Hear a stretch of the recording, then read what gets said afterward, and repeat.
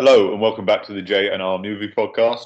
This week we'll be discussing the 2019 Netflix historical film, The King. The King concerns the rise of Henry V and the battle at Agincourt. It is very much taking cues from the Shakespeare Henrietta saga and focusing on Henry V's ascension, complete with characters like John Falkirk that were purely Shakespeare inventions. However, it takes historical realism as an approach. There's definitely a lot of liberties taken with like truth and story and how it plays out. A lot of different things were changed around. But what I found most interesting about this movie is that when you look at it on the surface, it doesn't seem like the kind of thing that would be like Netflix production in any sense. Typically, you'd see a movie like this get like a big release in the 90s or in the 60s or even in the 2000s. But this movie got mainly produced through Netflix, and although it did get somewhat of a cinematic release, it mainly got shown on Netflix.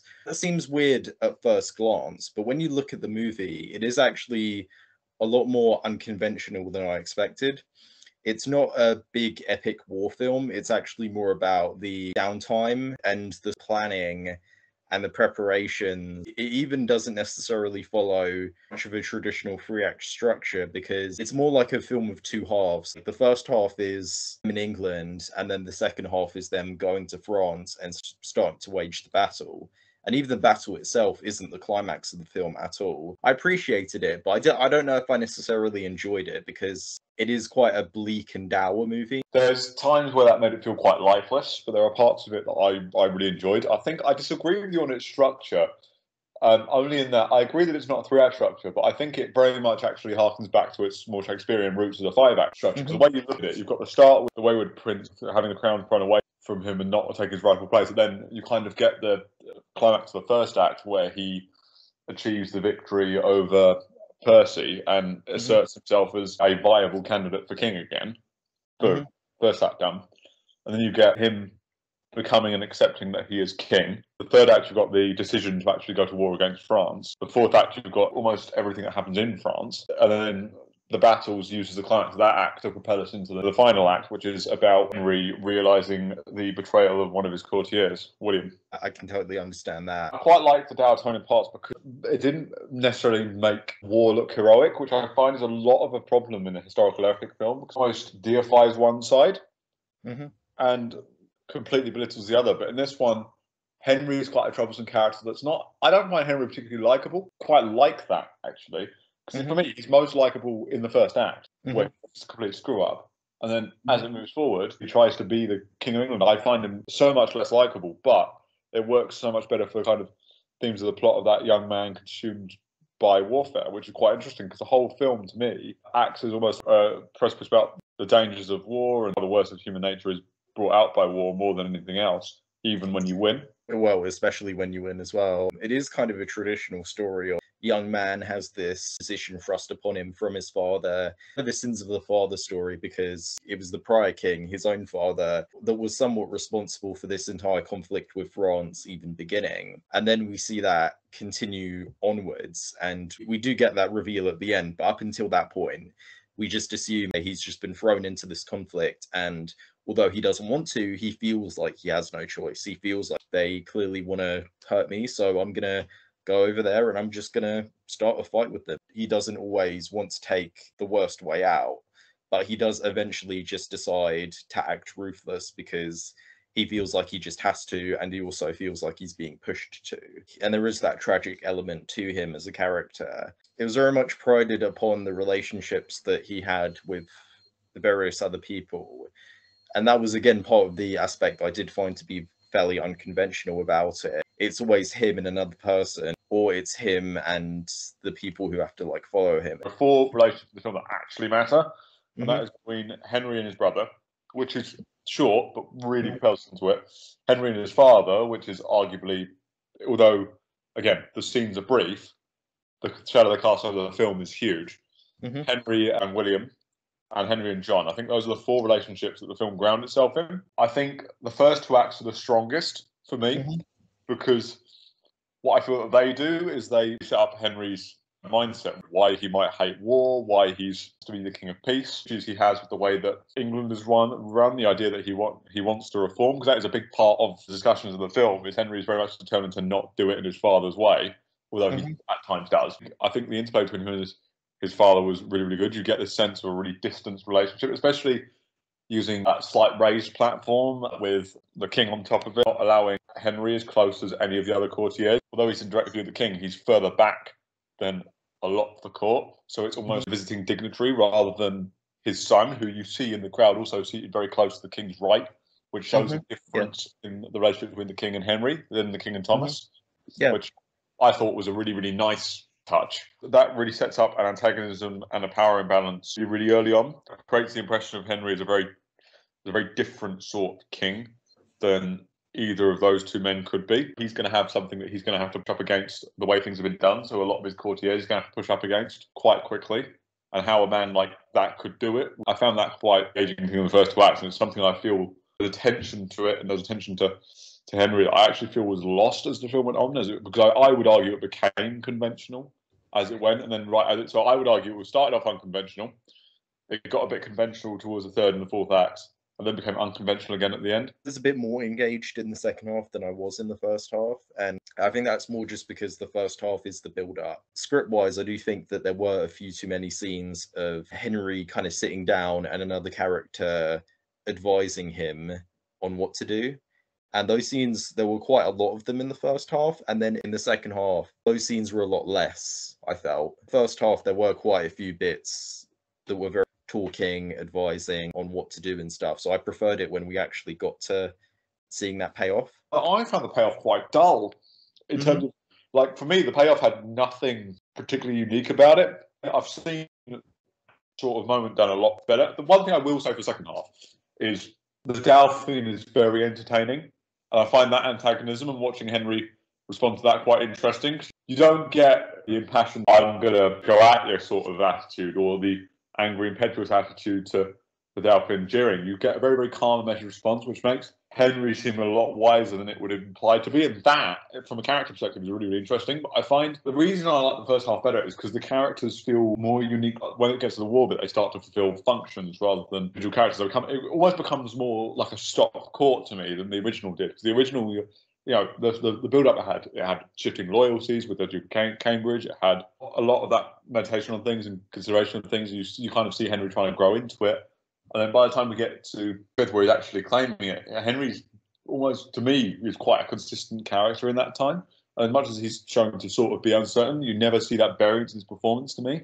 So I always feel like, he's thinking, he's meditating, but I always have like faith that Henry's going to be fine. While in the start, I was kind of there like, I could see Henry not being a trusted king.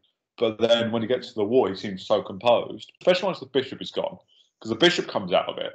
And then a lot of the resistance that Henry faced back in the first act isn't there. And it then, to me, becomes a much more external than internal conflict. And it's already one that we've seen play out at the start. So I'm less invested in it now. I say the relationship between Henry V and John, whether it's in the beginning or in the war bit, does create this intriguing relationship that is a friendship. And it's one where both parties are more and less mature than the other one. Adds quite a lot of tragedy when Sir John eventually dies in battle. I found that to be quite a sad sequence as well, because it did hammer home the cost of waging this war. It's like he lost basically his only friend at the end of it. It's like he has nobody. That adds a Pyrrhic victory quality to not just the ending, but the entire film. I think the ending makes a lot of the film retrospectively more interesting as well, because you see his victory was basically something he was manipulated into, and rather than necessarily being an achievement, it just cost lives. It kind of hammered home the message that he knew from the beginning of the film, but chose to ignore when he became King of England, which was very much that war's not worth the cost. I agree with you on the relationship with Sir John. I think that was really, really good. And I think, as much as I said I didn't like the second half as much, I still enjoyed the second half. And the relationship with John is a lot of the reason why. And there's two key moments for me that really stand out in that part of the story, which is when he's in the bunker with Henry, and Henry's almost seeming very paranoid and very off. It's one time that I really saw his composure break when he was in France, when he was saying, right, everyone's going to be awake, everyone's going to be asleep. And if I catch anyone sleeping, I'm going to gouge out their eyes. If anyone's talking, I'm going to cut their tongues out. A bit after two kids go killed, and you see that almost like grief-induced insanity. from Henry, and just John standing in and being like, "Yeah, you're not that guy. I'm going to do part of that, but I'm not doing the whole thing." They'll be keeping watch, absolutely, but that's it. And you see Henry being like, "I'm the king," and see John going, "Yeah, don't care." And it's just like really brings him down to earth and levels him out. And that was a really great part of the relationship. And it was kind of crucial because then Henry does actually get his composure back. He does everything to avoid battle when he's planning around it. And I think the planning scenes are somewhat interesting. It's just I watch a lot of medieval warfare programs and backgrounds, and it's the same scene from so many different things. It wasn't incompetently done. It didn't add anything to that kind of scene. It wasn't particularly interesting. And all it did was reaffirm that Henry had, most of his faith in John, which was fairly clear. So it didn't drive the relationship forward because we already knew what the relationship was. It made Henry seem more powerful and assertive, but he'd already made powerful and assertive decisions. I've seen a lot of like medieval like movies, but I wouldn't say I've seen a lot of like TV shows. I wouldn't say I've seen enough to where when I'm watching one, I'm like, oh, it's this scene. If there was any element of it that is a bit familiar, and I've kind of only just recently noticed this, it is the Dauphine character. A lot of them do have a character like that. Very over the top, smug, aggressive, making fun of, speaks themselves up, but isn't as awesome as they think they are. I really liked it whenever he was on screen because he was the character who was the most out there and wild and crazy. And cool to have him all throughout the movie, just to liven it up a little bit. That character type is quite a hyper masculine thing, a lot of beating on the chest and things like that. But Louis almost was an interesting mirror to Henry. Because as much as he wasn't calm and would lose his composure, he also went into negotiations very calmly telling him exactly what would happen. Always like the counterpoint for why Henry's composure was his weapon, because it was how they won the battle was Henry kept his nerve until everyone had gone in. It would give him almost like a slight mirror, especially an irresponsible young prince who didn't do what his father wanted. And then gave a good counterpoint to see how far Henry had come forward from that. And then seeing the Dauphin then lose his composure, push only for battle, which ultimately lost him. The final bit especially shows it. It's like, Henry was willing to run into battle, but the Dauphine only comes in after a certain point, deliberately stops the fighting. Oh, there is kind of this relenting of, okay, I'll fight you if that's what you want. He picked probably the worst place to do it. He picked a muddy field. He slips, and then he isn't able to fight just long enough for King Henry just to be like, okay, men, kill him. Funny and a clever subversion to your traditional final battle between hero and villain. The villain, he screwed up, and the hero is just, you men just do it for me. Kill him. Fight was very much won by intellect as opposed to just pure my army's better than yours, which was interesting. In terms of performances, I've talked a lot about Timothy Chalamet's, I think, a little bit.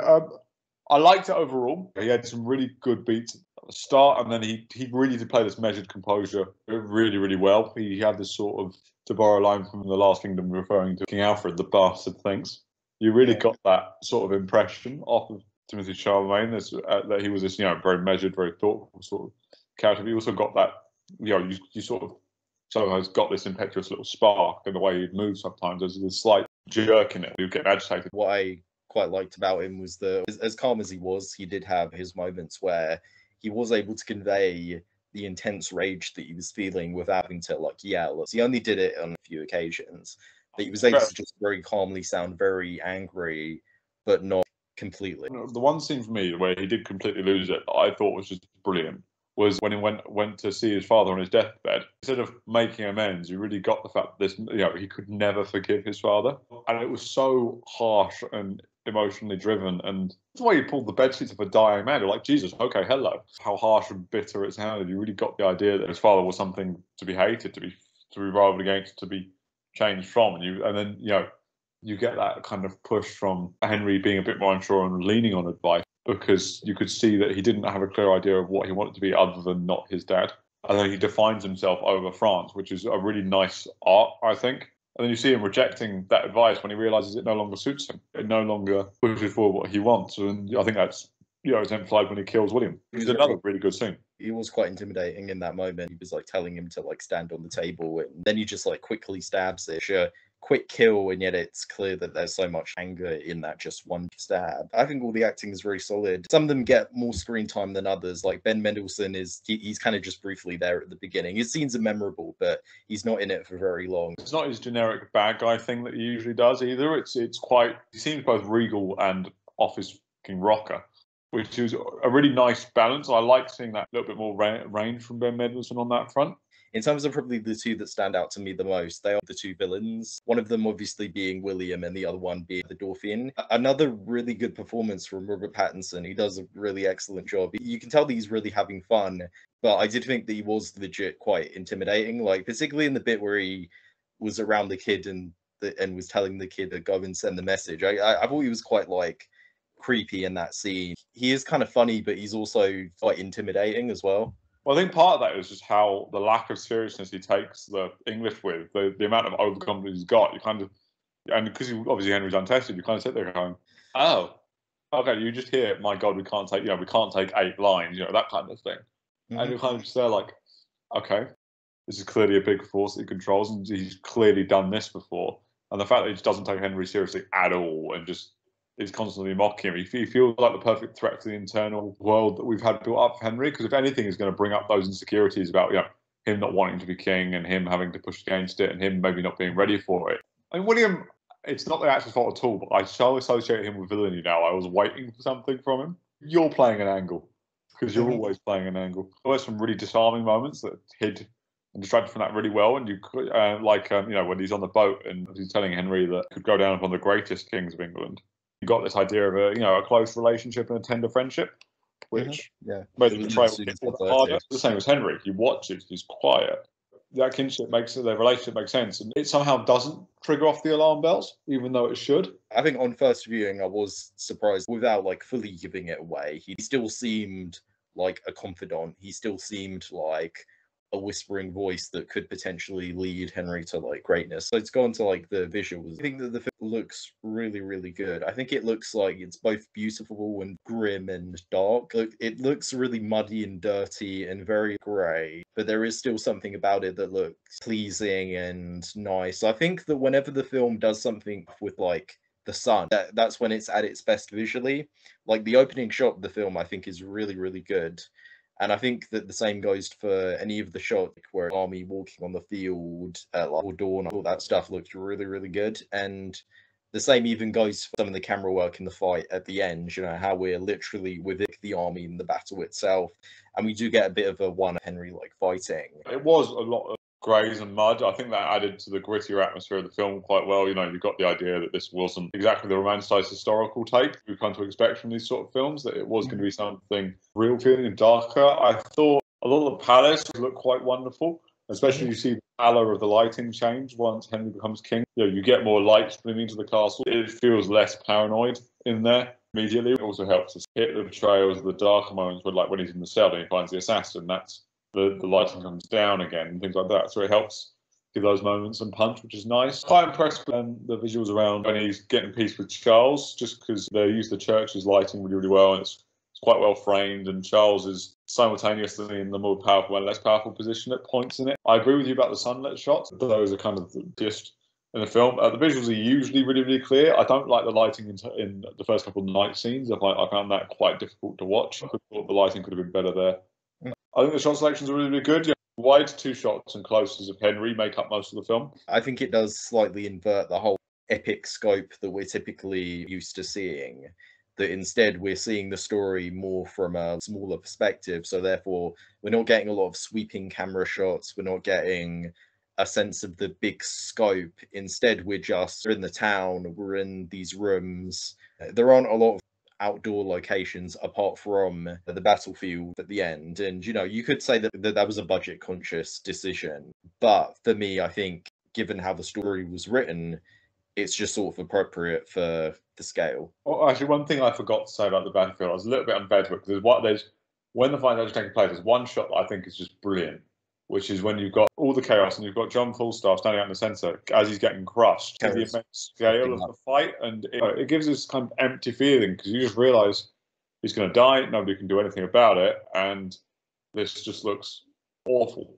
I think the whole battle in that centre, you get the crown condition, you get to see more of the grisly city. So this guy's head gets just stamped with the horse, and you get this lovely tracking shot. It's a little shaky after John gets whacked around the head with a mace. His helmet starts echoing, which is really, really interesting. I think ultimately that does actually help to convey what it wants to about the horrors of war and the things that you can't trust in war, and that is even your own senses or your own men, because they can crush you just as much as anyone else can. The music as well, I thought was really solid. It's very mournful, funeral level of like sad. How a lot of the music sounded to me, kind of like composition where you're trying to convey tragedy and loss, a terrible aftermath. I didn't find it particularly memorable, but I bet it did work. It kept the film dramatic when it needed to be. It kept it from sounding too frantic. It was paced well, and you kind of got into the flow of the film. There's no stock action music or anything like that. Even when the battle is taking place, I don't remember anything that was trying to drive forward this is so like intense or anything like that. In fact, again, I remember the more sad, mournful tune that was playing all throughout the film and in bits like that as well. If I do have any flaws with the movie, again, really my only one is just that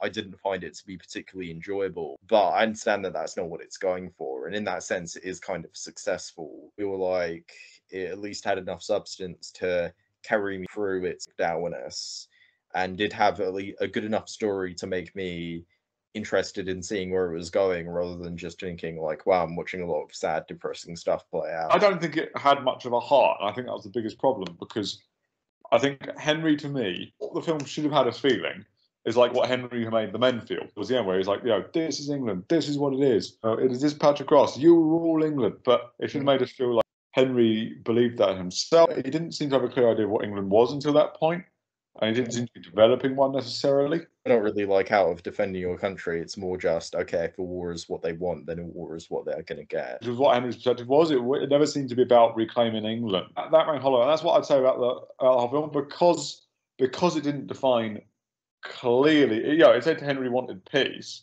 because of the cost of war, but then has him going directly into another war. Like, because it didn't show him actively really pursuing that goal all that much. I felt like what the heart of the film should have been, which is that reluctance was not there hard enough. So for me, the heart of the film kind of faded, which is why I prefer the first two acts, because it was where I felt there was heart. There was a real push. I felt France was nebulous. It wasn't, to me, France wasn't the enemy. It certainly wasn't the first two acts. It hadn't been made to feel that way. So they were kind of brought in because they were, because they were there, and it was about Henry defining himself as a man. And if it was about that, there should have been some actual change, but there wasn't really.